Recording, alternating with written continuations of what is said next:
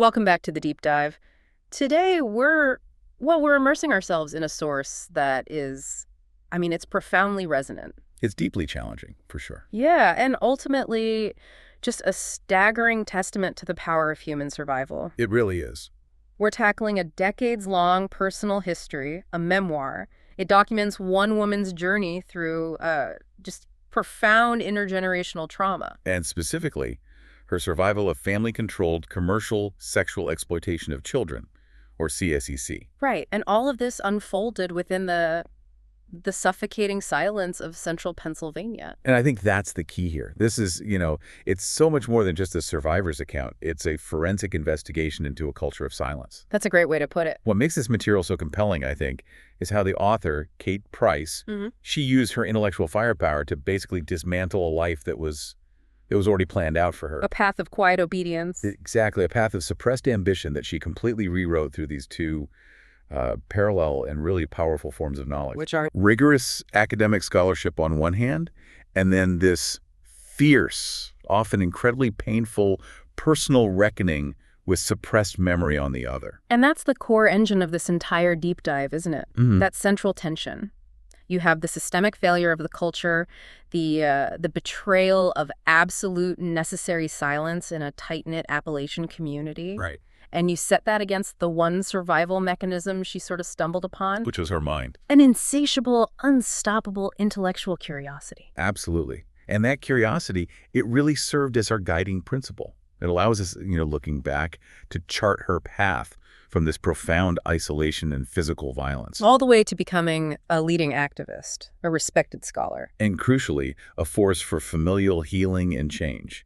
So our mission today is really to analyze this timeline. We're talking over 4 decades. And we're going to look really closely at how she managed to break a cycle of abuse that the cultural norms were, they were specifically designed to perpetuate. Designed to keep it going forever. Okay, so to really understand how commercial sexual exploitation could even thrive in this environment, we have to establish the cultural ground zero. Let's unpack this Appalachian context, because the source makes it so clear that the regional norms just dictated absolute secrecy about any family problem. Any problem. So why? Why was that silence so fiercely enforced? Well, the culture of silence wasn't arbitrary. It wasn't just a random quirk. It was a deeply ingrained historical survival mechanism. Right, so it served a purpose in their minds. A very specific purpose. Yeah. The source material explains that Appalachian norms dictated that any visible vulnerability, and we're talking sexual abuse, beatings, mental illness, even hunger. Anything that showed weakness? Yes, it was all seen as weakness. And in that environment, weakness wasn't just like a social failing. It meant, and this is a direct quote from the source, an almost certain death. Wow. It was a cultural philosophy born from generations and generations of feeling besieged. And the sociology of that is just deeply illuminating, because the secrecy was rooted in this us versus them loyalty. Right. It directed all suspicion outwards, even if that meant protecting abusers inside the community. Precisely. You have to think about it historically. The people who had education, who had money and power. Them. Them, exactly. Okay. The coal mine owners, the landowners, the factory bosses. Yeah. These were the people who exploited the local labor, who kept families in debt, and who, frankly, treated the locals with disdain. So you don't trust them. You don't go to them for help. Never. So when problems arose inside the family unit, the default response was to circle the wagons. You protect your own, no matter what it costs, because you just fundamentally distrust any external authority. Police, social services. Anyone. Any educated outsiders, you don't believe they'll intervene justly. And so what happens? The problems stay private. Hidden. And ultimately, they continue. And the cost of this relentless, enforced privacy was this constant suppression of generational pain. So how did families even try to cope with this inherited trauma without any external help? The primary methods were, they were deeply destructive. Drinking, drug use, emotional numbing. Just checking out. Completely checking out.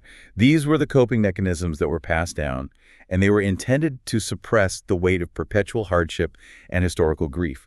The source uses this devastating image. What's that? It describes children being born bruised. Been bruised. It suggests that the trauma wasn't just something that was inflicted on you after birth. It was an inheritance, a generational stain that was there before you were even born, making any kind of emotional health almost impossible to achieve. And that brings us directly to Kate Price's specific family history, which, when you read it, it reveals a truly staggering backdrop of intergenerational tragedy. Mm-hmm. It's not just physical poverty. It's this profound psychiatric and, lethal grief. The born bruised description feels almost literal. It was. If you look at the paternal side, the trauma history is incredibly stark. It's marked by several suicides among World War I veterans, two of her paternal grandfather's own brothers. Wow. Another brother died in a psychiatric hospital. And this pattern of, catastrophic mental health issues and self-harm, it just seemed to plague the next generations. Decades later, a nephew dies by suicide by drowning. And you pair that legacy of mental illness with what else was going on? Right. You pair it with the high infant and child mortality rates that were so common in the early 1900s. Her father was one of 15 children. 15. And 4 of them died young. So you start to realize this family structure was just built on a foundation of collective, unrelenting grief that was never, ever processed. And her mother's side of the family faced equally devastating early losses. And those losses left the narrator's mother highly vulnerable and very isolated. Oh, completely. Yeah. Those early losses shaped the mother's character in a dramatic way. Her maternal great-grandmother died tragically in childbirth at just 25. So Then Kate's own maternal grandmother dies suddenly age 40 from this vague woman problem. which could have been anything. Probably a preventable health issue, which was common.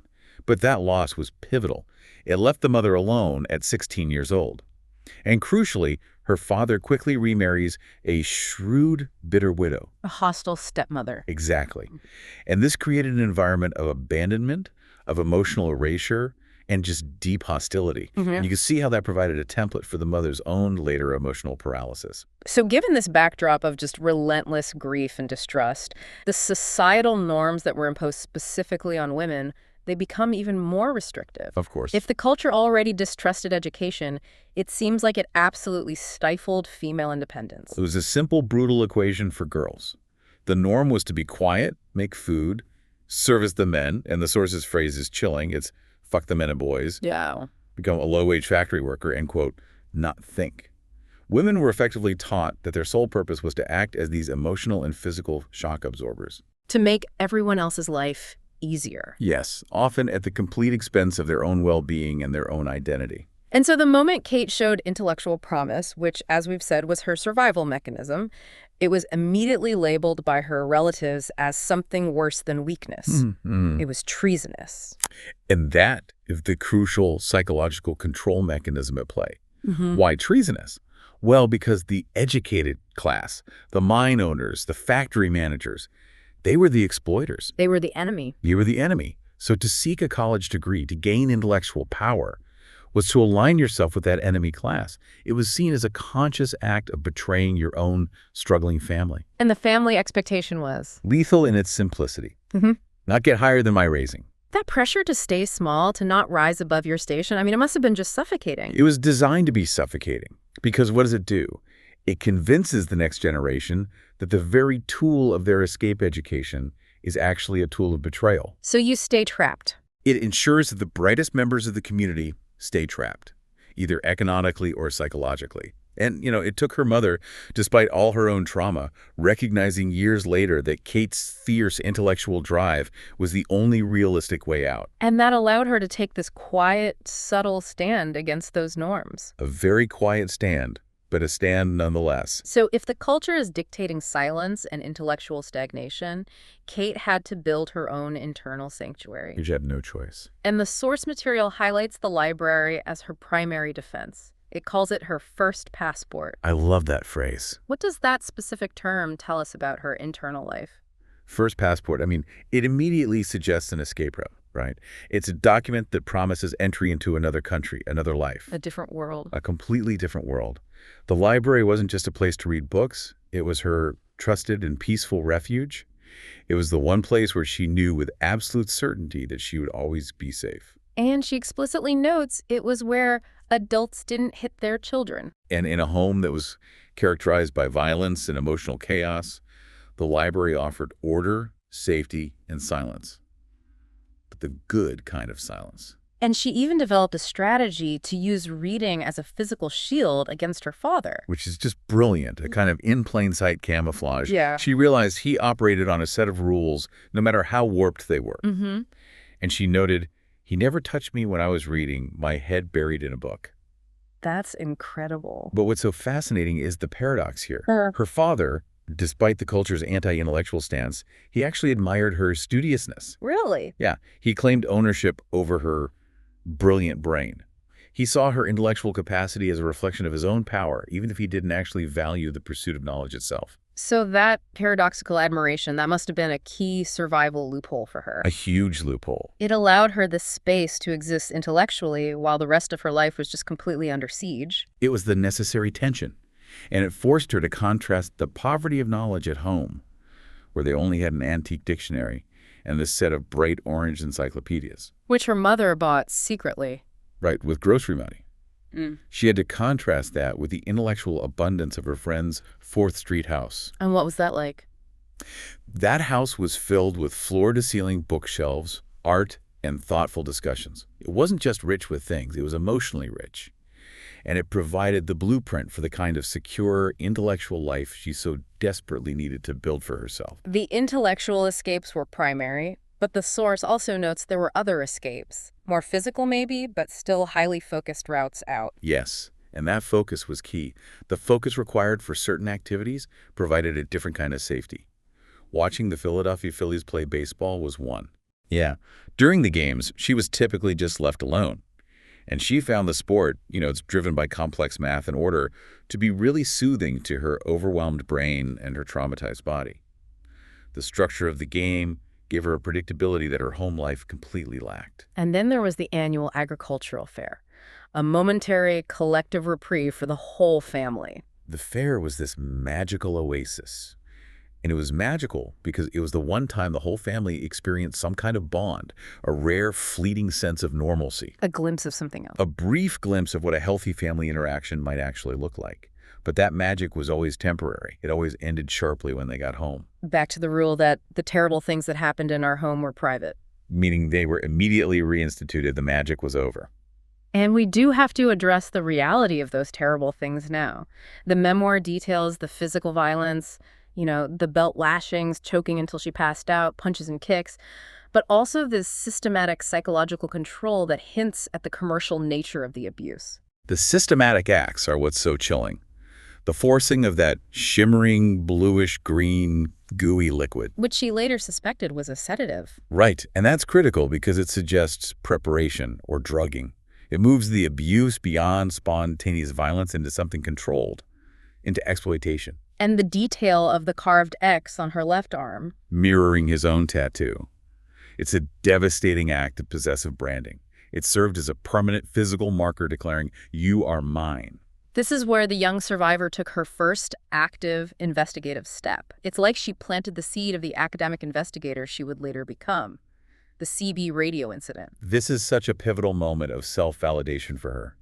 As a child, she and her friend Bobby, they snuck into her father's pickup truck, a space usually associated with his control and his business. And they used the CB radio. Right. She was searching for a handle, a name she had overheard him use.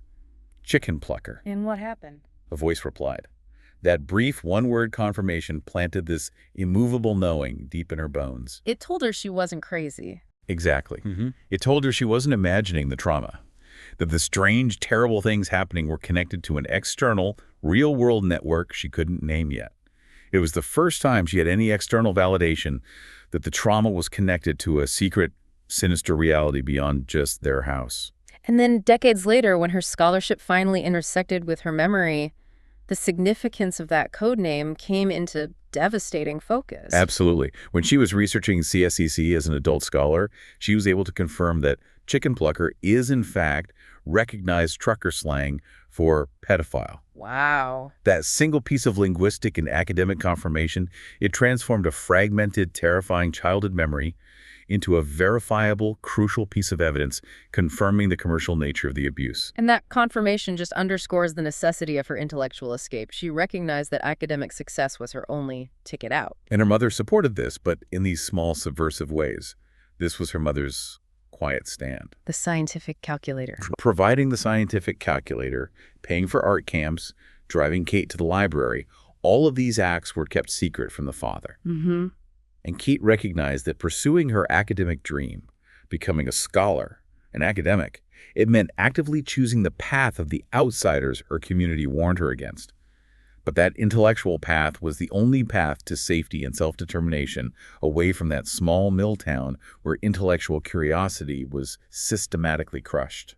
So the physical escape from Appalachia, it really begins with the breakdown of the family unit itself. The parents' divorce provided this crucial relief from the father's constant surveillance, but the source says it was also coupled with crushing grief and betrayal. Of course. Because he immediately replaced her with a mistress who was only slightly older than her sister Sissy. That replacement was a profound secondary trauma for her. It confirmed that she was, in his eyes, disposable, and the financial fallout that followed just highlighted the ongoing lack of any real familial support. You're talking about her grandfather. Her wealthy maternal grandfather. He refused to give money. He would only lend it, even for basic necessities like a broken water heater. Which is just cruel. It's punitive. But that act, it actually forced her mother onto a path of independence.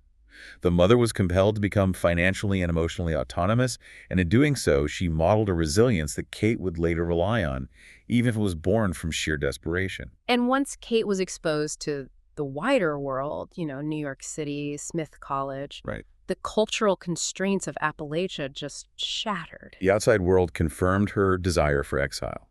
She realized she had the potential to be something different, that the limiting box her community had built for her was, in fact, permeable. She was actively choosing the worldly path, fully understanding that this choice cemented her status as an exile from her extended family's norms. But the source material is brutally honest about the fact that physical distance does not automatically cure psychological damage. Not at all. She notes how adolescence was just so confusing, mixing the father's explicit pornography and his instructions for making CSAM with, normal health class films. The boundaries were completely eroded. Her father had actively polluted her entire understanding of sexuality and relationships. It made it almost impossible for her to separate exploitation from intimacy. And she found comfort in books. She describes reading Judy Blume's Are You There, God? It's Me, Margaret, and finding this critical comfort in that authentic voice. It confirmed that her internal messiness and confusion were, at least in part, normal, even if her context was absolutely not. And we see that pollution, that damage, manifest in her subsequent relational patterns. She subconsciously starts to replicate the trauma dynamics. This is a classic pattern you see in trauma recovery. She chose men, Mick, Aiden, who were her intellectual equals, but who often had histories of addiction or violence. Why? It was a compulsion to repeat the original trauma, but this time in a subconscious attempt to master it, to control the outcome. But all she really achieved was a repetition of chaos. And the physical and emotional cost was immense. Her early sexual experiences were characterized by cheating, emotional distance, and profound sexual discomfort. She says her mind would go dark, her body was in distress. And her body was remembering. Her body was remembering the fundamental lesson her father had drilled into her, that male pleasure was paramount.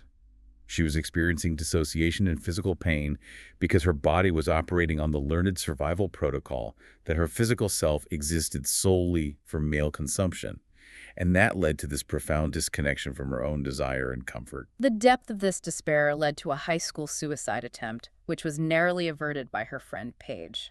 Which just highlights how vital those healthy, non-abusive connections were in her life. The anchors. Paige was the necessary anchor, the external validation that her life mattered. When you're suffering from this kind of intergenerational and ongoing systemic abuse, sometimes the only thing that can break that cycle of self-destruction is a genuine, unconditional connection to someone else. And amidst all this, the source documents the slow, quiet emergence of her mother's hidden strength after the father finally left. It's a fascinating shift. Her mother started to express desires she had long suppressed, driving confidently in Manhattan, regretting she never pursued being an airline stewardess, things she never would have said before. But the true emergence, her real voice, came during her final illness. Yes. Facing a grim cancer prognosis, the mother finally found her voice and started insisting on what was right. She demanded her own wealthy father pay for Kate's Amtrak ticket. And she confronted her ex-husband. She publicly insisted he take out a loan to cover Kate's tuition. It was the mother finally using her power, even while facing death, And it really impressed Kate with this newfound strength. A legacy shift. It really was. And the deepest symbolic moment of that support came later, at a U2 concert. What happened? Kate describes her mother dancing behind her, hands placed firmly on her shoulders, during the song Pride, in the Name of Love. And, this wasn't just fun. This was the mother in her last moments of strength, symbolically endorsing her daughter's dedication to social justice and public purpose. It was like a transfer of a warrior spirit. And educationally, she finally found her intellectual home. After fashion school failed to satisfy her, advanced sociology just hooked her. It led to her focus on women's studies and environmental issues. And sociology provided the necessary analytical framework. It allowed her to see her personal chaos, not as some kind of moral failing, but as a systemic issue. This intellectual process of categorization and study was the very first step toward reclaiming her agency. And as she pursued this path, her body began to revolt. It started triggering these severe somatic responses when she encountered geographical markers tied to the trauma. The body was ahead of the mind here. Passing the westbound Columbia County rest area along I-80, the Cinema 309 sign, specific gas stations, these things would trigger extreme nausea, foreboding, and these fragmented memory flashes. Flashes of what? Streaks of light bulbs, little girls in lingerie, men in church clothes, and the distinct sound of rumbling truck engines.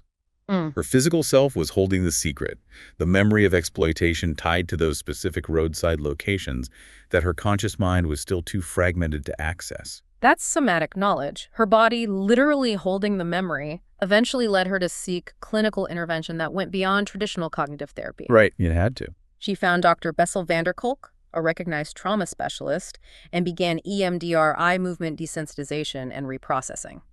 We should probably pause here and explain why EMDR was the critical breakthrough when talk therapy had failed her. That's a vital point. Talk therapy relies on cognitive processing, on narrative coherence. Okay. It often fails survivors whose trauma happened before or during the development of their verbal memory. Or when the body defaults to the freeze response. Exactly. You can't talk your way out of a physiological state. EMDR is different. It involves bilateral stimulation, usually eye movements, but it could be taps or sounds that mimics the rapid eye movement or REM sleep phase. Which is when your brain naturally processes traumatic material. That's the theory. It's accessing the memory where it's stored, in the body, and the nonverbal part of the brain, and allowing it to be processed without having to verbally narrate the entire thing, which can be re-traumatizing. And the source details the breakthrough session. Yes.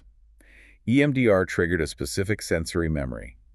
Hiding in a coat closet, smelling wet wool, and hearing those familiar truck engines rumbling outside. It connected the dots. It confirmed the link between her body's deep, primal cues and the external environment where the abuse took place.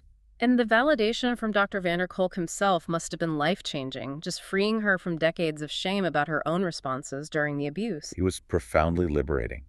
The doctor validated her feelings. He told her that her brain's impulse to freeze, to shut down and dissociate, was the highest survival priority. It was the right response. He told her explicitly, "You can't think your way out of that impulse." And that just removed this immense burden of self-blame. It confirmed that her response was adaptive and it was designed to keep her alive. And then, fittingly for a scholar, the ultimate confirmation of her CSEC identity arrived not through therapy, but through rigorous academic research. I find this part so powerful. She was reading CSEC research findings, and it's like everything just clicked into place. What was the finding? The research documented that child sexual exploitation is, quote, fueled by the presence of large numbers of unattached and transient males in communities, including military personnel, truckers, conventioneers, sex tourists. And that one sentence connected all of her scattered, terrifying fragments. Everything. The I-80 rest area, the trucker she heard, the suspected sedative, that blue-green liquid, and the Polaroid photos her father took. The CSAM production. It gave her the framework.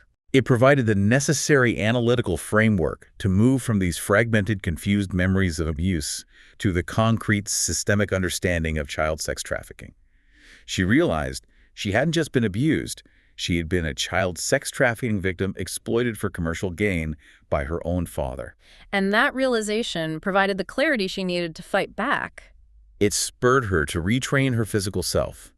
She enrolled in a model mugging self-defense class to actively override her body's stuck survival freeze response. This was radical body work. Oh, incredibly intense. Yeah. Model mugging simulates real-life attacks. She was learning to channel decades of internalized rage and helplessness into physical self-advocacy. And she endured drills, including a chokehold similar to the ones her father had used. And the culmination came when she redirected all that stored energy into a fierce, victorious backward elbow blow that completely flattened her padded attacker. Wow. And that moment was described as critical. It was a physical and psychological breakthrough that confirmed for her in her body that she was a victim no more. So now she's armed with her body, her intellect, and this validation. She turns toward external accountability. She partnered with journalist Janelle Manos, who would become a Pulitzer Prize finalist for the resulting article, and they began a decade-long investigation. And that investigation required just immense patience and meticulous cataloging. They leveraged every fragmented memory, creating a detailed spreadsheet of information requests, cross-referencing geographical triggers. And following leads based on the slang name, chicken plucker. Right. They researched the known history of prostitution at the I-80 rest area, recognizing that even if the initial records only showed adult activity, the infrastructure for commercial exploitation was already established there. And the truth arrived in these painful, successive layers. The first crucial external confirmation came from Gloria, a former family friend. Gloria confirmed the father's general boastfulness about physical violence on hunting trips, which provided some character context. But the smoking gun was the confession that the mother had made to Gloria, that the father had in fact sold Kate for sex. This was the irrefutable evidence that proved the mother knew the commercial reality of what was happening. And then came the most devastating personal revelation, which exposed the full scope of the father's systematic emotional control. The sister's truth. Sissy, who had been systematically pitted against Kate by their father to prevent them from ever uniting and sharing information, revealed that she, too, had been sexually trafficked by their father. in the garage and at the rest area. Yes. And the emotional impact on Kate was immediate and profound. As an expert in CSEC, she realized she'd been blind to the truth in her own home. She had failed to recognize the signs in her own sister. And that realization was a complete breakdown moment because it highlighted how effectively the father's control mechanisms, division and isolation, had actually worked. And further context of the pervasive violence came from the stepmother. The stepmother confessed that the father raped her whenever she refused sex. So it was a pattern. It confirmed that sexual violence was a non-negotiable expectation for any woman in his orbit. And finally, armed with this irrefutable external proof from multiple sources, Kate made the confrontation call to her father. That final phone call, it must have taken every single ounce of her strength. It was the necessary, definitive break. She confronted him directly. You know this happened, these things. You did this to me. And his response? His defensive, instantaneous response, shouting, "Don't you ever call me again," before hanging up, was, ironically, the ultimate validation. The permanent silence that followed was Kate's ultimate triumph over his denial. So, with the truth finally confirmed, Kate is left to face the agonizing complexity of her mother's complicity. It's the hardest part. She struggles deeply to metabolize why her mother allowed them to live with the father when Gloria confirmed she knew the truth about the trafficking. It's an impossible conflict between grief and sociological understanding. It is the ultimate dilemma for survivors of familial CSEC. And this is where we have to apply that sociological context again. Bystanders enable CSEC, but not necessarily because they're evil. Often it's because they're paralyzed. Paralyzed by what? The source material suggests the mother was deeply affected by her own childhood trauma, and critically, she lacked the resources to leave safely. She was working for $20,000 a year. Which is nothing. It's nothing.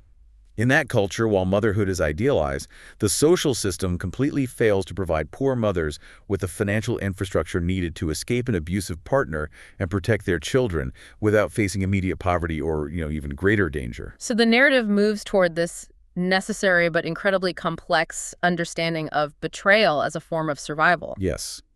Kate eventually came to the difficult conclusion that the mother's knowing and not saying anything is also what kept us alive. Leaving might have been an economic impossibility, or worse, it might have provoked a more violent response from the father. A desperate calculation. A desperate calculation made under duress.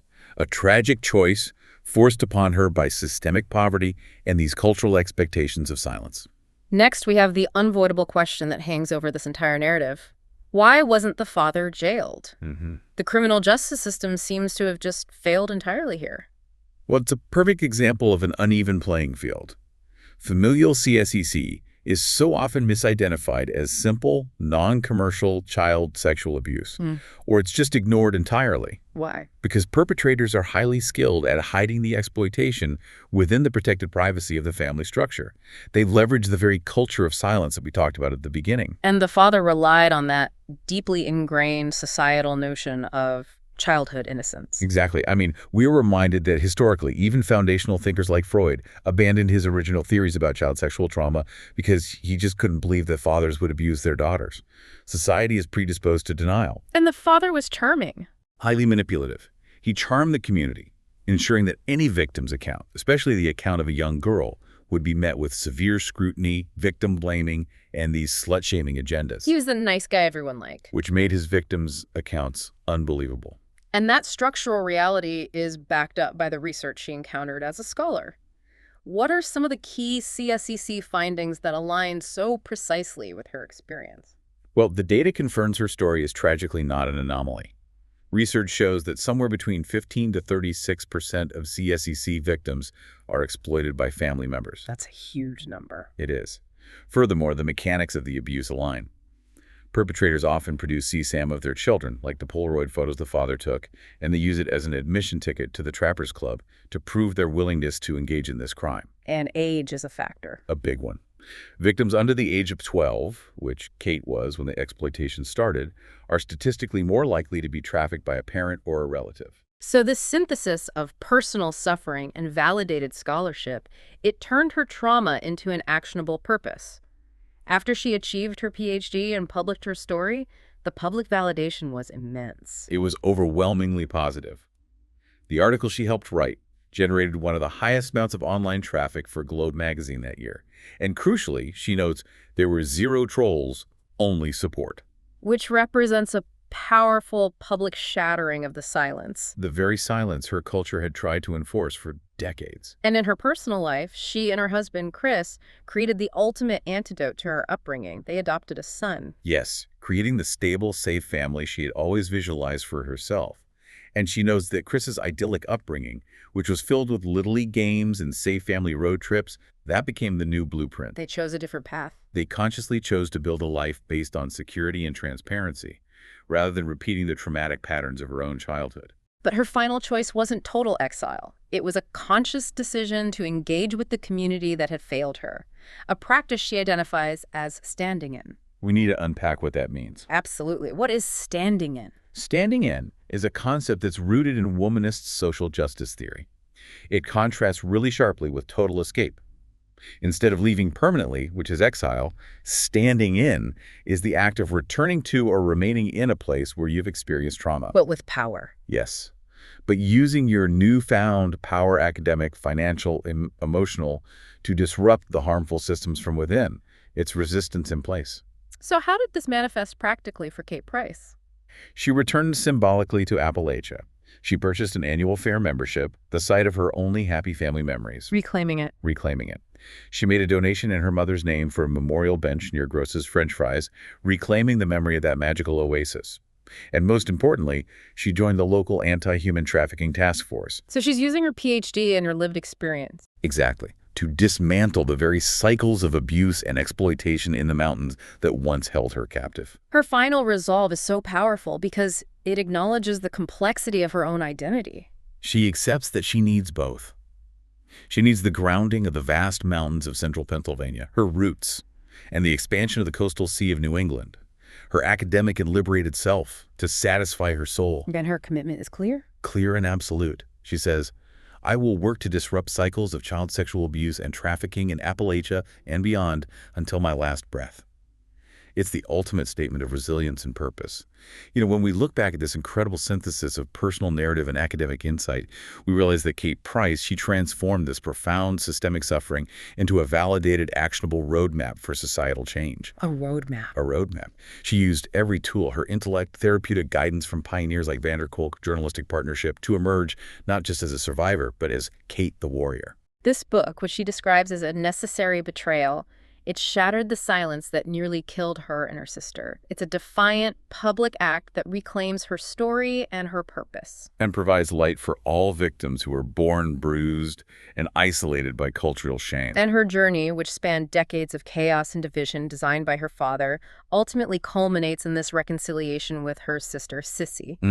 And their final shared words confirm their ultimate victory over his systematic attempt to control and separate them. What does she say? The sister tells her, "Our father didn't win, Kate. He tried, but in the end, we beat him." Wow. That collective triumph of survival and love is the final legacy the memoir leaves us with. And this leaves us with the powerful, provocative final thought that Kate Price identified in her own research. Okay. She notes that everyone knows a victim, but statistically, no one believes they know a perpetrator. Right. We rely on this nice guy ruse. We often ignore that most sex buyers of both adult and juvenile victims are white, married men with children. And when victim accusations arise, The community's immediate defensive responses, that doesn't sound like him.